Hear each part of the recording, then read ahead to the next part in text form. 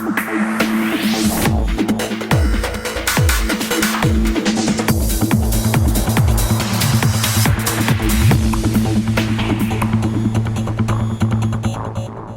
good afternoon. I think it's really challenging now to say something smart after all these colleagues who have touched on all the critical issues related to the use of electronic authentication, the identification, the discussion about what is authentication and when identity proofing is needed.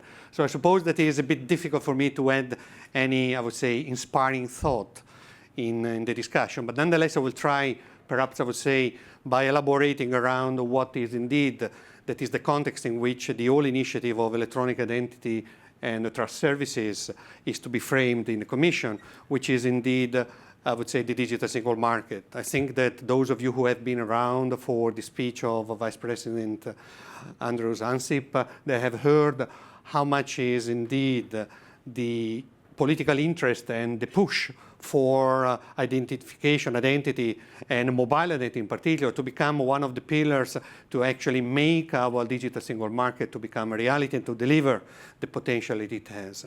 So it has got to do with money, and it's got to do with making sure that we can indeed have a customer experience that are seamless, trustworthy, secure, and convenient. And this is where indeed we have focused since the very beginning the intervention in the regulatory activities that I've led myself, which doesn't fall from the sky, doesn't come from Mars. Actually, we have been starting in Europe the discussion on how to support mutual recognition of electronic identity or identification means as early as 2003, 2004 in the context of the newly developed ideas on electronic governments, because of course activities to make more convenient the access to governmental services is always to some extent relying on electronic means, digital means for authentication, identification, different natures. And we should not forget that that was a state when at the European level we had actually very scattered, very local, very fragmented experience. I come from a country which is usually not very well organized, so we are lonesome. Actually, we have just rolled out in my country a new initiative, SPEED, to engage the private sector in provisioning electronic credential for digital authentication to government. But I remember back in the late 80s that there were actually projects using smart cards for citizens to access services, digital services in towns like Bologna, Bergamo, Brescia, these type of towns. Didn't fly to scale up, to become something national. And we have a similar example in a number of countries. So this is why in 2003, 2004, the idea was, how we can make our citizens to be able to use what they may have and what is going to be rolled out to facilitate the interaction and the provision of e-government services in a way that Andrea Servida, being an Italian citizen, will be able to use it seamless to access governmental services cross-border.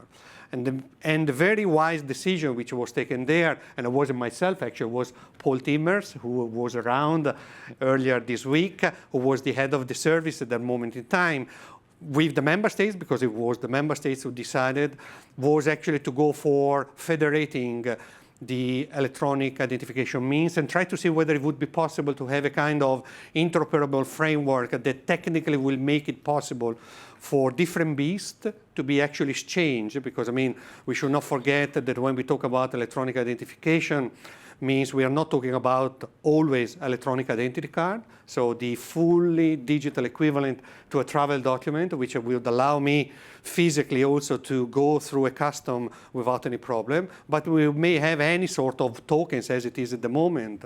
Just to give you an idea, we have only 14 member states as of September last year that they have rolled out, or they are rolling out, electronic identity means, which means card, so travel document, fully equivalent to paper electronic identity. And we have 24 member states that have actually other means of identification which are used either at the regional level, national level, or both.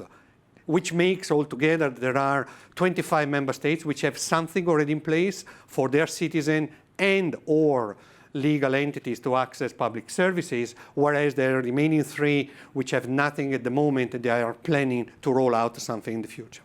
So this was the starting point. We started prototyping the technology to see whether it would be possible to reconcile the way in which credential associated to an electronic identity card could indeed be transacted to an environment where perhaps there are no such means deployed, but perhaps people are, or the country relies on citizen card or any other type of technology. And even the technology on which they rely may be different, not always based on the same type of I would say materials or the same type of approach. And this was actually tried out and demonstrated in the project which was launched in 2008, Stork, and on which we have built the rationale to actually develop what is the framework that is eIDAS, that eIDAS is providing. And eIDAS is just putting the legal framework to ensure two things. First, to ensure legal recognition in transaction, which makes it possible for relying party to be fully protected in relation to the legal value of the credential that they accept, in relation to what is the risk to which the credentials are associated, and therefore the level of assurance of the credentials, and even more importantly, that this is going to happen cross-border. So me as Italian living in Belgium, I should be able by 2018 to use the electronic identity cards if my own country will notify the electronic identity card to use it to access public services in Belgium or in Stockholm or in Sweden, provided that, of course, I'm eligible. But for the authentication, identification, that should be sufficient. And this should be seamless. So it should not be linked to an environment which is the only one which may allow this type of recognition, but it should be future-proof, which means should be working in what is going to be the technological environment which is going to change our life, and therefore mobile is actually one of those on which we are betting. But the cloud as well. You can think of provision of cloud services which would to some extent have the same jurisdictional, I would say, governance, but being provided in a way that I would say, the provision comes from one type of providers. But what is important is that, as Mike just said, there will be, or there might not be, just a single solution that fit it all. And I think that that is important, the freedom of choice, the possibility for user and a relying party also to decide what to rely upon. So how does it fit in the digital single market strategy and priorities? I mean, easy. eIDAS was before the strategy, but actually it had been developed with the digital single market strategy in mind. I should not overlook to mention that the European Council, which is, I would say, the very highest political body which is governing all the operation at the European level, has for 6 times between 2012 and 2014 repeated in their conclusion on Single Market Act and on digital agenda that the eIDAS regulation had to be swiftly adopted in order to make sure that electronic identification will become a vehicle to build the trust, to boost trust in electronic transaction cross-border. So we are looking at cross-border. For electronic identity, of course, I mean, we had to take into consideration that first, the legal basis. We have no legal basis at the European level to dictate or decide how provisioning identity, and here comes back to what Mariana was saying, the starting point is the identity. And of course, I mean, one of the very difficult discussions that we had in the Council was what is identity? We don't care what is identity. Why? Because, I mean, the starting point is that we rely on what has been managed and regulated at the national level as sufficiently clear to make sure that citizen and legal entity at the national level will be able to rely on electronic identification means of any natures which are associated to identity defined as the jurisdiction allows or prescribes that the identity is defined, or even that the identity is attributed. I come from a country where my identity is actually attributed to me by my government. If we would indeed preach a policy by which the government should give identity to all the people in Europe, we will get a revolution.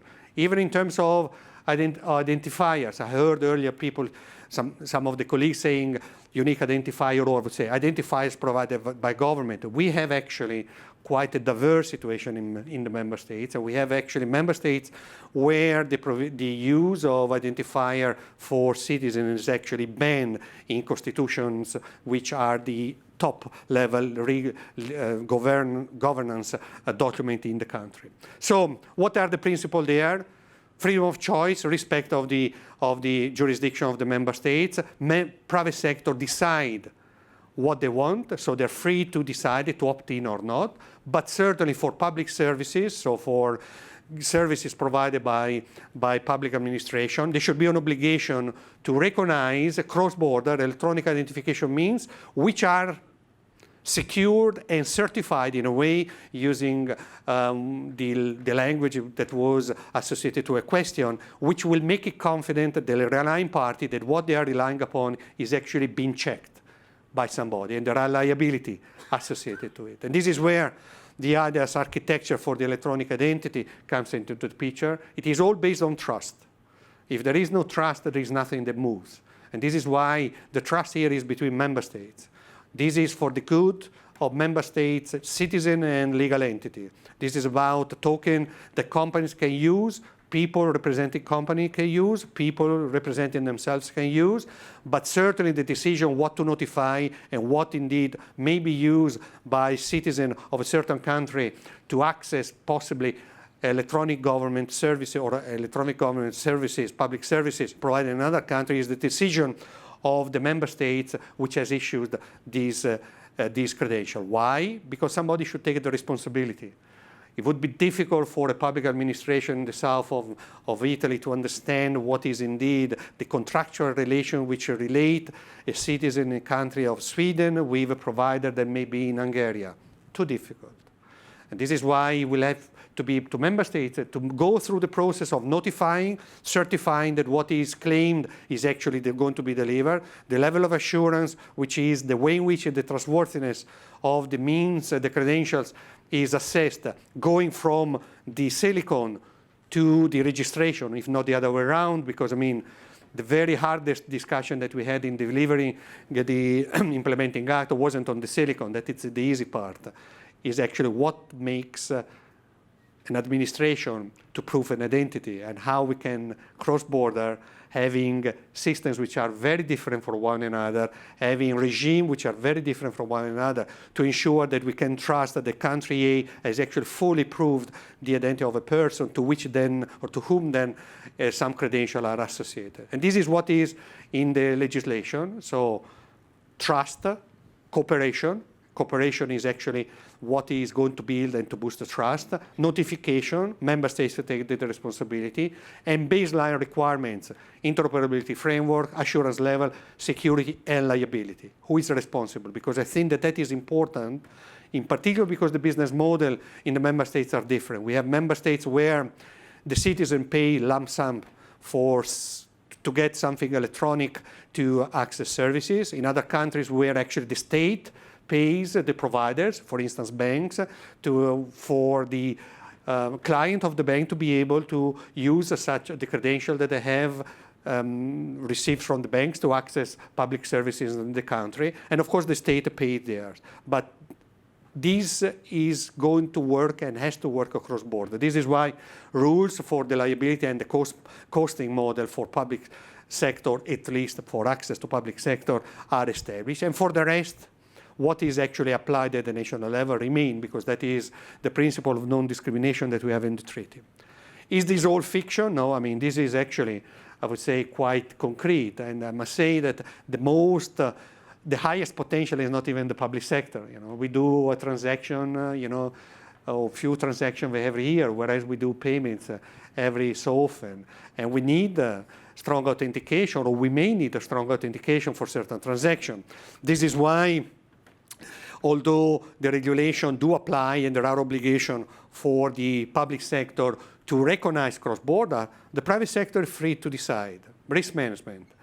It would be much easier, and you know that, for instance, the financial sector, there are the famous provision on KYC, you know your customer, and everything that is associated to anti-money laundering regulations by which banks have a duty to thoroughly identify a client, which actually makes it difficult for them now to have the possibility to open a bank account without a physical representation of the person in a branch, because that is the model of the anti-money laundering directive, but with level of assurance high, the identity proofing of the person, representation of, say, verification of the holder of the credential is actually taken as granted and assured, and therefore it could be that identification means of level high could be actually used to fully meet the regulation according to anti-money laundering and PSD2.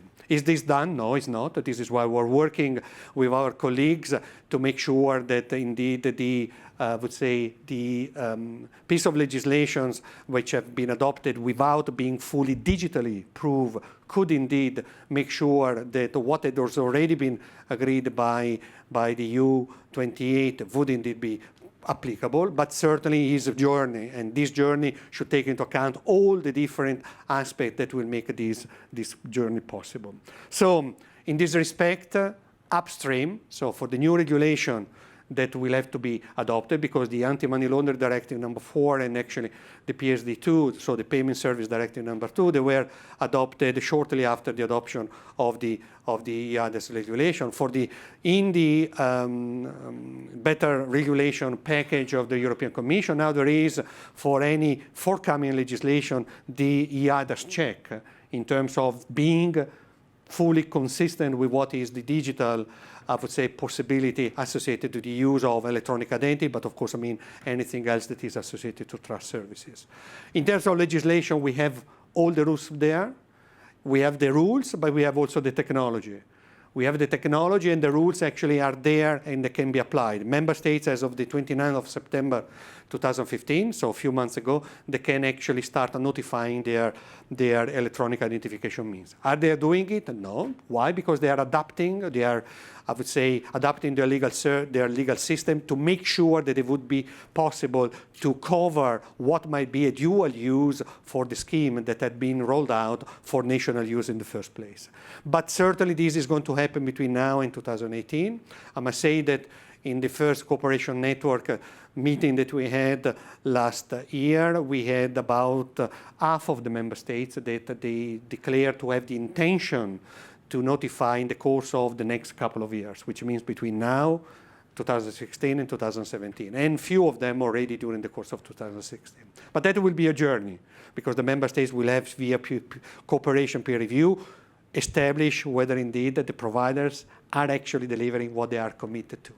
So it is only about regulation? No, it's also about technology. As I said, we started in technical project back in 2008, project Stork finished the first round in 2011, the second one, it was last year, and we have engineered, in cooperation with the member states, the interoperability specification to make them compatible with the eIDAS regulation. We have the first set of specification in relation to the note and the way in which the messaging is organized, which is available for download, is actually available for everybody, because we want the uptake to happen. You might remember that Vice President Ansip said, okay, we are there, but the uptake is low. It's low because, I mean, everybody's waiting for the closest proxy to start, and we need indeed to get, I would say, the stone rolling, because at the national level we see transaction happening, but cross-border is still very limited. As we speak today, we have already, I would say, in between certain member states, Austria and Slovenia, for instance, the possibility to open a bank account fully digital without having any physical representation of the customer in the branch of the bank. Why? Because the regulators, the administration, the banks have worked out on the basis of bilateral agreement of recognition, so before the eIDAS framework, how to make possible for an Austrian citizen to be able to open a bank account in Slovenia, the other way around, of course limited to two banks which have also undergone a number of, I would say, adaptation in their provision to make sure that what they do is fully legal. Because this is not for, for pleasure. This is money. This is about, I would say, making an opportunity. Is this something that could be, I would say, exported? Absolutely yes. Why? Because we have gone through the process of trying to understand how to make sure that diversity is respected. Federation is indeed the paradigm to be followed.